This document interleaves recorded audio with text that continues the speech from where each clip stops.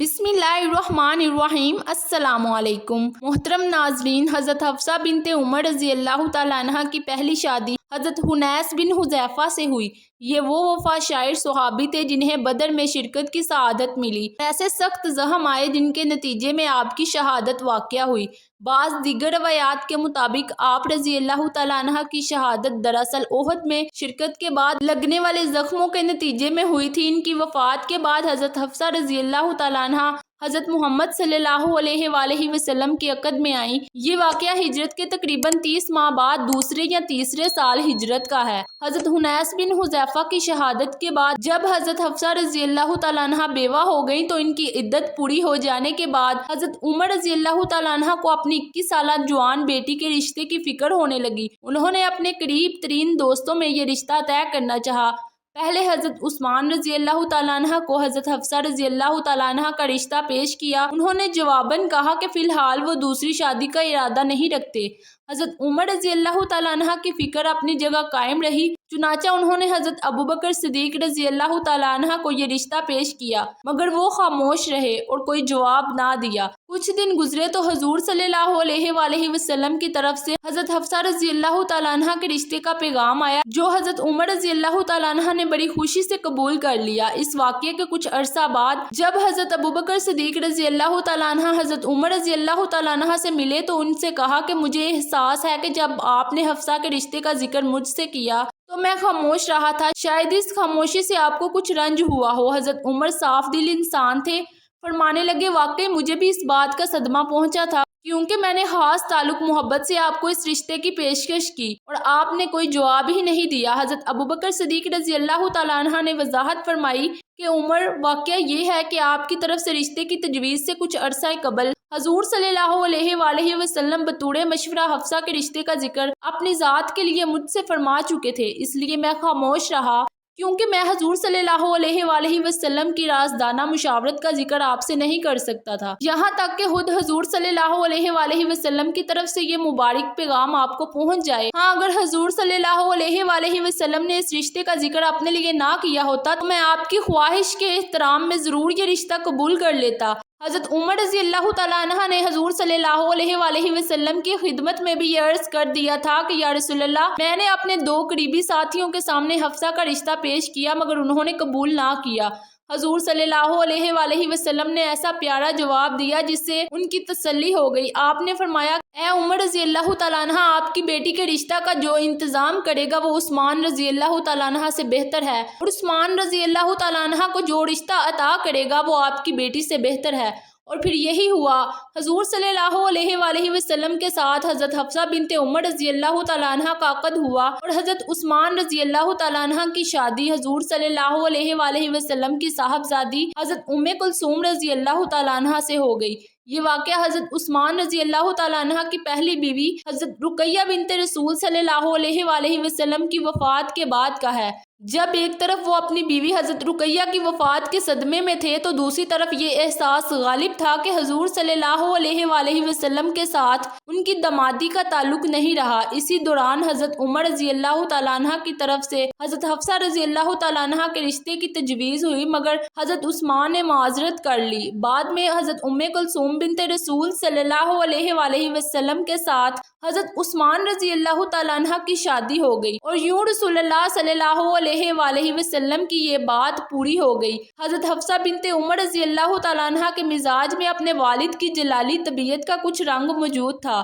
حضرت عمر رضی اللہ تعالیٰ عنہ بھی انہیں نرم گوئی کی نصیحت کیا کرتے تھے، جیسا کہ آگے ذکر آ چکا ہے۔ حضرت حفصہ رضی اللہ تعالیٰ عنہ کی یہ کیفیت حضرت عائشہ رضی اللہ تعالیٰ عنہ کے بیان کردہ ایک واقعہ سے بھی ظاہر ہوتی ہے۔ ان دونوں ازواج میں ساؤتھن پن کے باوجود آپس میں دوستی بھی بہت زیادہ تھی۔ حضرت عائشہ رضی اللہ تعالیٰ عنہ بیان کرتی ہیں کہ ایک دفعہ میرا اور حضرت حفصہ رضی اللہ تعالیٰ عنہ کا نفلی روزہ تھا۔ ہم دونوں گھر میں موجود تھیں، کہیں سے کوئی کھانے کی چیز تحفے میں آئی، ہم نے باہم مشورہ کیا کہ نفلی روزہ کھول کر کھانا کھا لیتے ہیں۔ پھر روزہ کھول لینے کے بعد فکر بھی ہوئی کہ نفلی روزہ توڑنے کا کہیں گناہ نہ ہو۔ جب حضور صلی اللہ علیہ وآلہ وسلم گھر تشریف لائے تو حضرت حفصہ رضی اللہ تعالیٰ عنہ نے مجھے اپنے سے پہلے یہ سوال پوچھنے کی مہلت نہ دی۔ فرماتی ہیں کہ آخر وہ کس باپ کی بیٹی تھی کہنے لگی یا رسول اللہ کہیں سے کھانا آیا تھا، ہم نے کھانا کھا کر نفلی روزہ کھول لیا، اب آپ ہی ہمیں بتائیں کہ کیا کریں۔ حضور نبی کریم صلی اللہ علیہ وآلہ وسلم نے فرمایا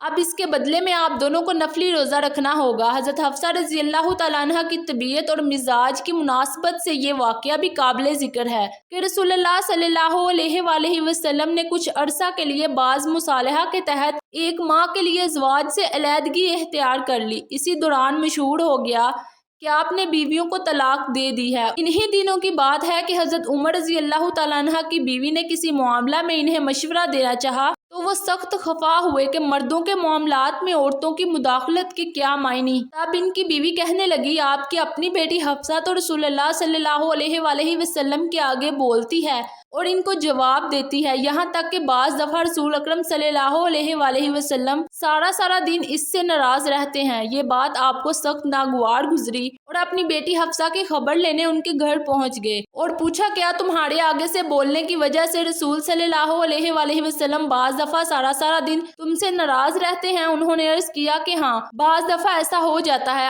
آپ نے فرمایا یاد رکھو عائشہ رضی اللہ تعالیٰ عنہ کی ریس کرتے ہوئے تم کسی دن اپنا نقصان نہ کر لینا۔ پھر حضرت عمر رضی اللہ تعالیٰ عنہ اپنی رشتہ دار اور حضور کی دوسری زوجہ مطہرہ حضرت ام سلمہ رضی اللہ تعالیٰ عنہ کو بھی یہی نصیحت کرنے چلے گئے۔ انہوں نے بھی کیا خوب جواب دیا، اے عمر رضی اللہ تعالیٰ عنہ اب رسول اللہ صلی اللہ علیہ وآلہ وسلم کے گھریلو معاملات میں بھی آپ مداخلت کرنے لگے ہو، کیا اس کے لیے خود رسول اللہ صلی اللہ علیہ وآلہ وسلم کافی نہیں ہے؟ حضرت عمر رضی اللہ تعالیٰ عنہ بیان فرماتے تھے کہ میں خاموشی سے واپس چلا آیا اور اسی وقت یہ واقعہ حضور صلی اللہ علیہ وآلہ وسلم کو جا سنایا، جس پر آپ اس پریشانی کے عالم میں بھی خوب محفوظ ہو کر مسکراتے رہے۔ سبحان اللہ۔ حضرت عبداللہ بن عباس حضرت عمر رضی اللہ تعالیٰ عنہ سے روایت کرتے ہیں کہ نبی کریم صلی اللہ علیہ وآلہ وسلم نے حضرت حفصہ کو طلاق دی ہے اور پھر رجوع فرما لیا۔ حضرت انس بن مالک سے بھی روایت ہے کہ رسول اللہ صلی اللہ علیہ وآلہ وسلم نے جب حضرت حفصہ رضی اللہ تعالیٰ عنہ کو طلاق دی تو آپ کو رجوع کا حکم ہوا اور آپ نے رجوع فرما لیا۔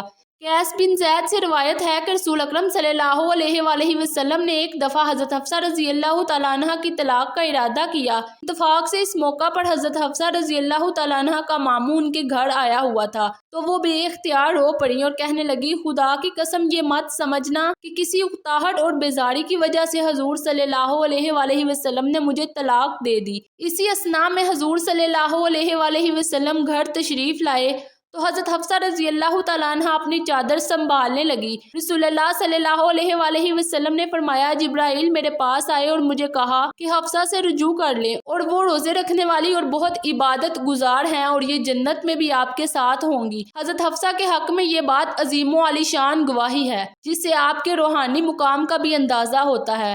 دوسری روایات میں ذکر ہے کہ حضرت حفصہ رضی اللہ تعالیٰ عنہ کی طلاق کی اطلاع جب حضرت عمر رضی اللہ تعالیٰ عنہ کو ہوئی تو انہوں نے سخت فکر مندی اور گھبراہٹ کے عالم میں اپنے سر میں ہاتھ ڈال کر کہا کہ میری بیٹی رسول اللہ صلی اللہ علیہ وآلہ وسلم کے عقد میں نہیں رہے گی تو اللہ تعالیٰ عمر کی کیا پرواہ کرے گا۔ حضرت عمر رضی اللہ تعالیٰ عنہ کا یہ رد عمل ان کی کمال عاجزی اور انکساری کے ساتھ محبت رسول صلی اللہ علیہ وآلہ وسلم کو بھی ظاہر کرتا ہے۔ الغرض حضرت عمر رضی اللہ تعالیٰ عنہ اپنی تمام تر جرأت اور حوصلہ مندی کے باوجود بہت فکر مند ہوئے کہ یہ رشتہ نہ رہا تو خدا معلوم کیا بنے گا۔ اللہ تعالیٰ نے ان کی التجا سنی، چنانچہ دوسری روایات کے مطابق حضور صلی اللہ علیہ وآلہ وسلم نے اسی موقع پر یہ بھی فرمایا تھا کہ اللہ تعالیٰ نے مجھے حفصہ رضی اللہ تعالیٰ عنہ سے رجوع کا حکم دیا ہے اور اس کا سبب حضرت عمر رضی اللہ تعالیٰ عنہ پر اللہ تعالیٰ کی رحمت اور شفقت کا اظہار بھی ہے، چنانچہ آپ نے طلاق سے رجوع کر لیا۔ محترم عزیز دوستو،